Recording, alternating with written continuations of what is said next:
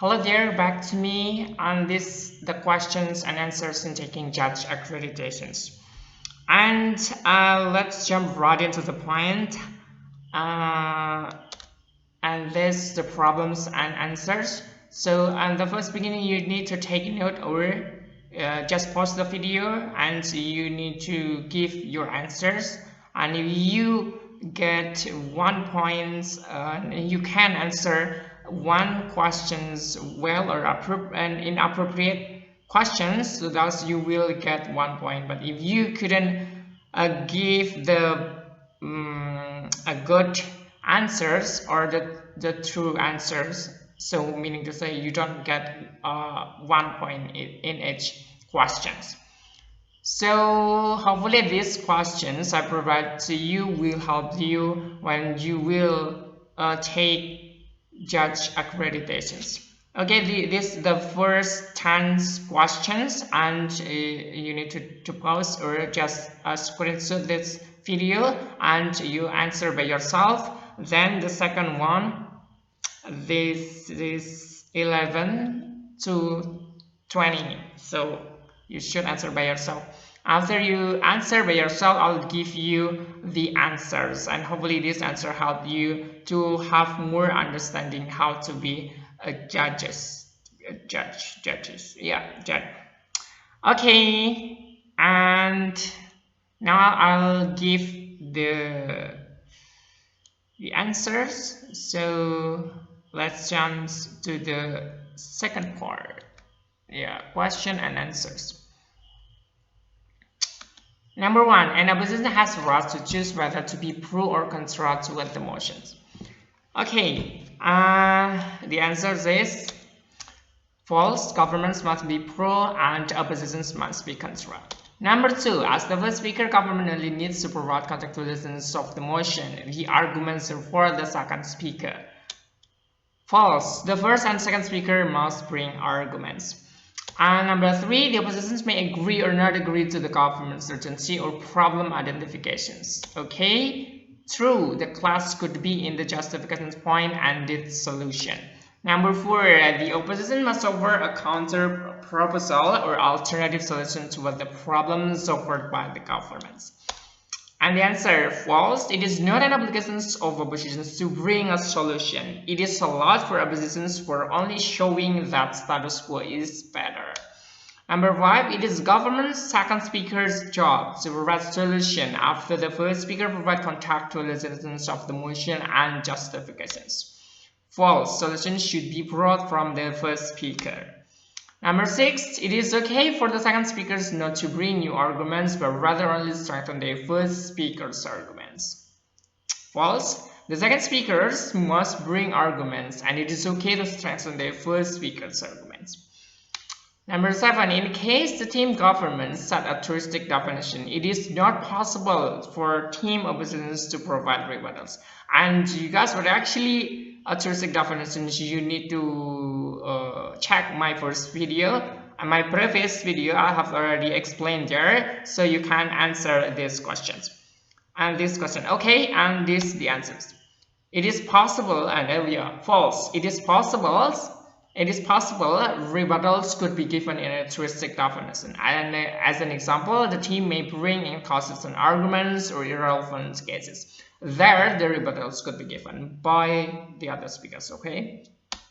And number eight, a speaker who has good public speaking skills may get an additional point, even though his or her arguments were bad. And the answer is true. Both matter and manner are equally important considerations. Give scores accordingly. So you are, as judges, should count this matter and matter accordingly or equally. So, but again, it is based on your CA or DCA.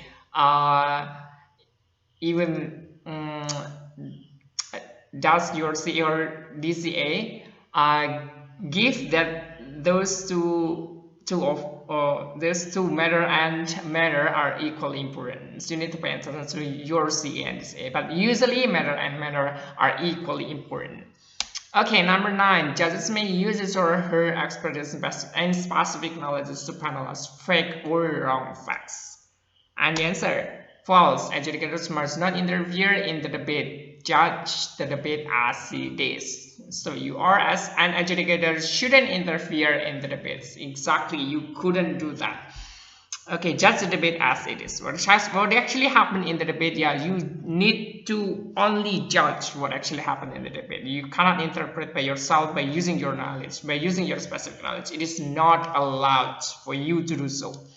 Number 10, the opposition may choose to use another definition which uses a much more recent issue in case the team government had provided a fixed definition but defined to an out of date issue. And the answer, false.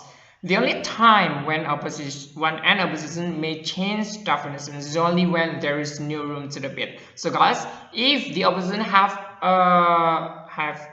room to debate, even if it is not that sophisticated or it is not that good to be debated upon, but still there is a room to debate, opposition shouldn't change the definitions. Opposition should follow the definitions coming from the governments. Okay, I think that's clear for you. And next to the next question, number 11. A debate in that definitions and setting scope down to an Indonesian policy and society issue may use examples from America or England. Yeah, true, exactly, yes. If a team can prove the relevancy, it should be fine. So thus that those teams need to prove why is that relevant. And yeah, in case it is relevant, so it should be fine. Number 12, a speaker speaking without notes will definitely get higher scores compared to the one who uses it. Okay. False. Notes are just tools. The scores should be based on how they are actually performed. They actually perform. So guys, if you find that this case, so please take notes that notes are just a tools. It is not a superpower that magically they can correctly win the debate. No, that's so. Okay, next one. It is allowed to define and set the debate without any particular parameter. As an illustration, it is set in the global context. True, yes, it is allowed, except the motion clearly states that the debate should be in a particular context. So, if there is if there is no additional information that the debate should take in a particular context, so it is okay to define the motions as in the global context. Okay, number 14. A proposition team without a case is worse than an opposition team without a response, assuming all other factors are equal. False. A proposition must prove their case as well as an opposition must respond to the proposition. Okay, number 15. A proposition's definitions was clearly truistic. They will win even though the opposition did not challenge the definitions. And the answer is, if the opposition agrees on the truistic definitions and does not use it as the challenge, thus it's their fault too. Then the judges should pay attention to the flow of the debate, even though a truistic definition generally cannot be negated, so that generally oppositions would lose the debate. So you need to pay attention on this cases, right? If the opposition agrees on truistic definitions, so it is also their fault. Thus, and then judge should pay attention to the flow of the debate, even though a truistic definition generally cannot be negated. And yeah, finally, the oppositions would lose the debate. But yeah, that's most likely that to be happen. But maybe there is a case that significantly different. Yeah, so maybe it is clear that finally the opposition the opposition can counter the arguments of governments, or yeah, whatever happens in the debates. Yeah, you need to pay attention on the debate, what actually happened, and judge as it is. Okay, next one. A completely new argument is gonna be brought by the third speaker if the opposition if the oppositions, even if a complete new arguments cannot be brought by the test speaker of oppositions, even if it gives a huge contributions to the debate. So true.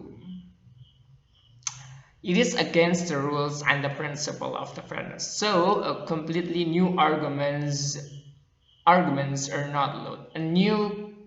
A completely new argument is not allowed to be brought, even if it is give a huge contributions, because it is against the rules and principle of the fairness. So that's very clear on that. Number 17, the speaker who cannot set up the debate well will definitely lose the debate. Okay. False. False. To determine the winning team, the debate should be marked based on the whole of performance, not just one speaker. Okay, so the whole performance of the teams. You couldn't give a score only by giving to the one speaker. Yeah, that's not fair. That's not appropriate according to the rules. Okay. And number 18, as an adjudicator, it is allowed to penalize with a speaker that tries to fleet the adjudicators. Okay, in this case, let's see. True, if an adjudicator feels offended by the acts of certain speaker, it is legitimate to deduce their manner score. So you as debaters need to pay attention on your manner, because sometimes the adjudicators say simply blah blah blah. Okay, yeah, something in case that your manners, your the way to deliver your arguments is not appropriate in appropriate manners. Sometimes adjudicators feel that you feels offended by your acts. So pay attention on your acts, and judges should also be careful to deduce the manner, because the debate will not run well. Okay, next one. An adjudicator must take note and consider important points mentioned by speaker delivered after 7 minutes and 20 seconds.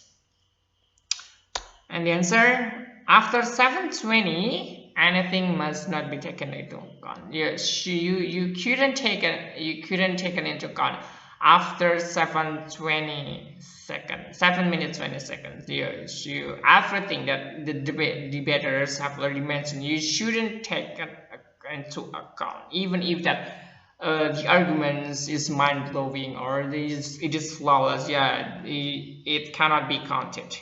It's against the rules. Okay, then number 20. A speaker with above standard arguments but average manner will have a higher score than a speaker with above standard manner but average arguments. False. Manner and matter are equal in percentage, so those are equally important. But back at your CA and DCA, whether that your CA or DCA is put in different way, in different percentage or not.